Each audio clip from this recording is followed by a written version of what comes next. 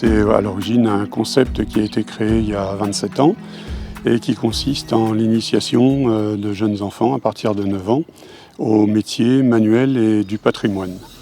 Et l'objectif, c'est de se faire rencontrer des enfants et des bénévoles qui sont souvent d'anciens artisans.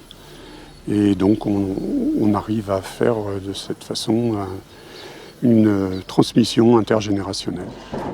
Les premières associations ont été créées en 2000, même peut-être que fin 99 pour Vitré, puisque c'était la première. Et donc actuellement, on en est à 32 associations. Nous avons 780 personnes de métier, 470 enfants à peu près, et donc sur les 4 départements. Donc c'est relativement important.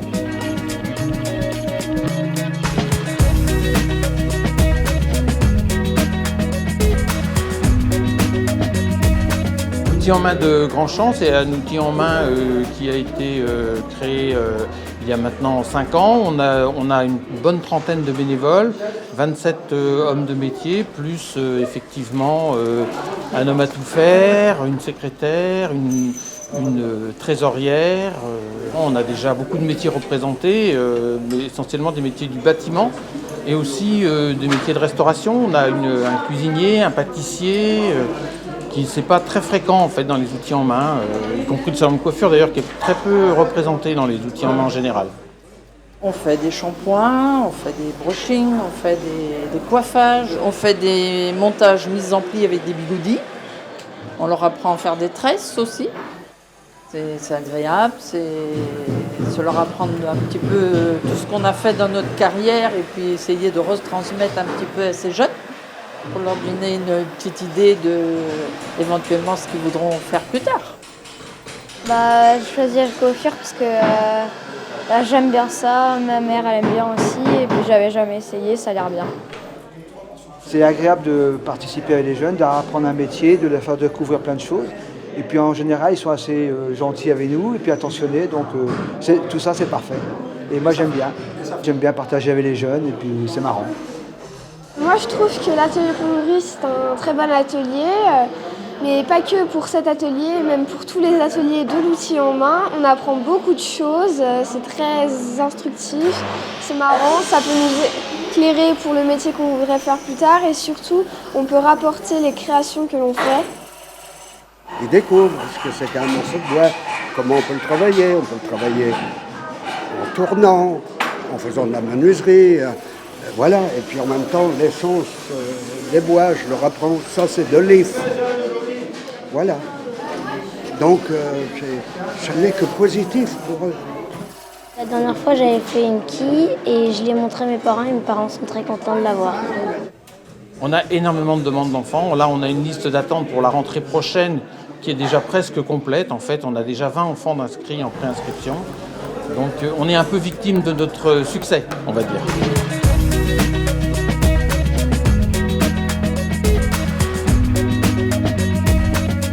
L'association est créée depuis 2013.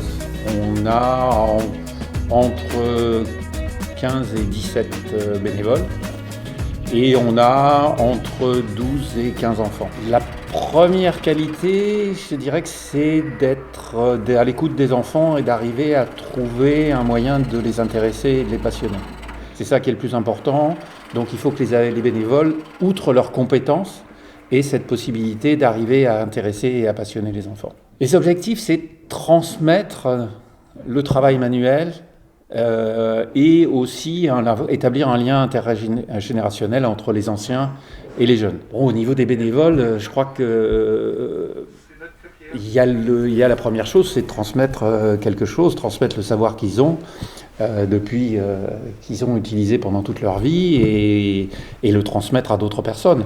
Alors ça se transmet à des enfants, ça peut se transmettre à des adultes. Bon, ici on le transmet principalement à des enfants, mais c'est de la transmission, c'est de la relation, de passer des informations, de passer une passion, de transmettre une passion. Nous, on essaye d'expliquer que le travail manuel, c'est pas un travail sans cerveau. On travaille tout le temps avec son cerveau, y compris dans un travail manuel. On est même obligé de le faire, parce que sinon on n'arrive pas. Ça se passe toujours bien, toujours bien. Je les trouve très motivés En fait, ce qu'on veut, c'est leur faire des choses concrètes dans un monde aujourd'hui où ils sont trop dans le virtuel. On leur apprend aussi la rigueur, à faire le travail avec de la rigueur, aussi avec une certaine méthode. Le fait que ce soit des enfants, je trouve que c'est hyper valorisant pour nous. En prenant de l'âge, on a tendance à s'éloigner des jeunes, de la jeunesse, de mal les comprendre. Et là, avec eux, ça nous ramène à notre propre enfance. On évoque des souvenirs d'enfance que nous, on a connus, qu'eux connaissent, puis on s'aperçoit finalement qu'un enfant, c'est un enfant, quelle que soit l'époque à laquelle il a vécu. J'ai bien aimé la sensation et le moment. C'était amusant et je trouve ça plaisant à faire. J'aime bien surtout que je fais beaucoup d'activités manuelles chez moi. Du coup, en faire plus ici, apprendre à utiliser certains outils, certaines choses, ça m'intéresse beaucoup.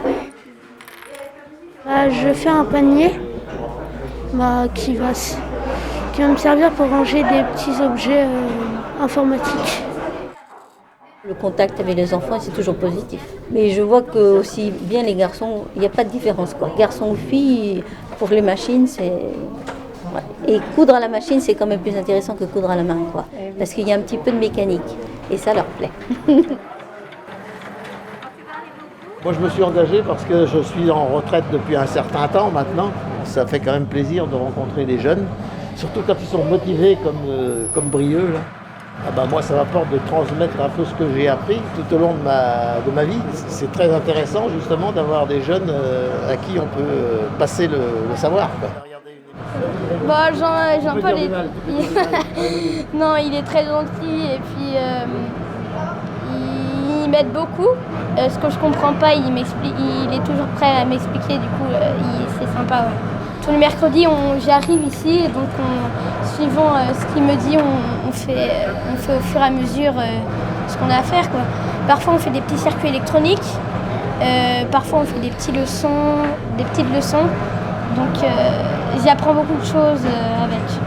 Là on apprend en faisant les choses, alors qu'à l'école ça va être sur papier. On va plutôt aller écrire. Donc j'aime beaucoup. Là on répare mon vélo. Ça ne marchait plus, tout était sec et donc ça avait moins de roulement à vrai dire. Et c'était un peu crasseux on va dire aussi. Donc là, on lui donne un petit coup de jeune. Dominique m'a tout appris. Donc on fait ça bénévolement en tant que retraité. Donc on fait ça sans stress, disons, sans stresser les élèves surtout. C'est surtout un apprentissage montré qu'on peut travailler un peu sur tous les métiers alors qu'on n'a jamais fait. C'est une découverte du travail manuel. On leur demande qu'ils viennent avec leur vélo, ça les stimule davantage encore un peu plus pour travailler. Ils travaillent pour eux. Ils savent qu'au bout de 3 mercredis, s'ils ont bien travaillé, s'ils ont un vélo en état mécanique pour repartir, surtout au niveau sécuritaire, au niveau des freins. Et en général, j'essaie de trouver un peu le temps, de faire un peu de technique sur la sécurité routière, des choses à faire et surtout des choses à ne pas faire. Moi, mon père, il est bricoleur et moi, j'aime bien faire pareil que lui. Du coup, j'apprends aussi. Et comme ça, à la maison, je peux faire des choses avec lui. On a fabriqué un tractopelle. On utilise des scies, on perce, on visse. Je pensais pas pouvoir faire ça. Au début, c'est un petit peu difficile. Donc on s'améliore peu à peu. J'aime travailler le bois et puis j'aime transmettre. Au début, il faut les rassurer, il faut leur montrer. Et puis il y a quelques précautions à prendre, mais après, ils sont capables. Et il y en a qui se débrouillent très bien. J'adore surtout poncer, un peu manier le bois. J'ai eu peur au début, mais je me suis fait confiance et c'est passé. En peu de temps, en 2 temps, 3 mouvements, ils ont compris tout de suite ce qu'il fallait faire, comment il fallait le faire, et ils le font très bien, donc ça c'est motivant. Au début, je me suis dit je vais casser le bois va se fissurer, etc. Et en fait, c'était plutôt facile. C'était vraiment facile à faire pour un débutant. Le travail manuel a été tellement dénigré pendant des années qu'il est temps de faire quelque chose. Hein. Heureusement que l'outil en main national est là depuis pour développer cet art, parce que les tendinites des pouces, ils vont en avoir. J'ai été recruté après un marché de Noël sur le stand de l'outil en main, et quand ils ont su que je pratiquais le tournage sur bois chez moi, en fait j'ai été recruté comme ça. On a fabriqué un banc en aluminium. Il y a des machines qui étaient assez grosses. La manière dont on les utilise aussi, au début je me disais que c'était assez dur, mais finalement je me suis rendu compte qu'il y a certaines machines, c'était assez facile à manipuler. Ici on apprend plus les choses en manipulant qu'à l'école. Ça c'est une meilleure manière. En tout cas ça me convient, ça me plaît.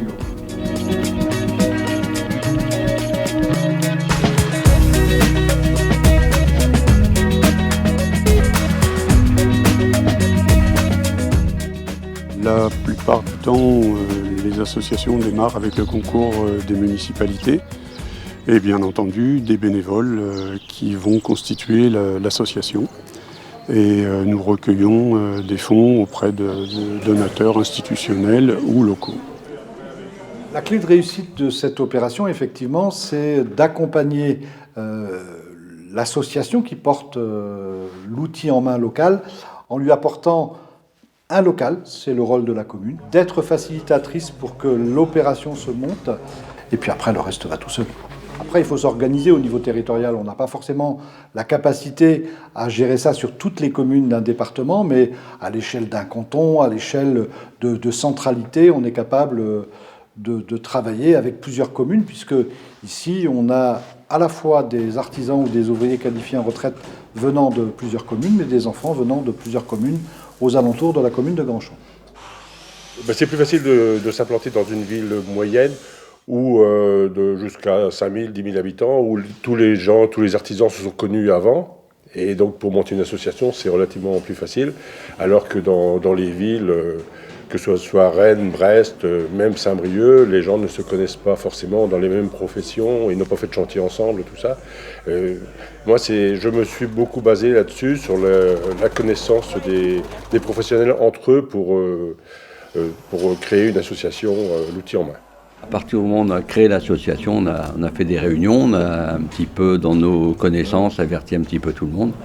Première réunion avec un des dirigeants nationaux qui est venu sur Quévin pour parler de l'outil en main.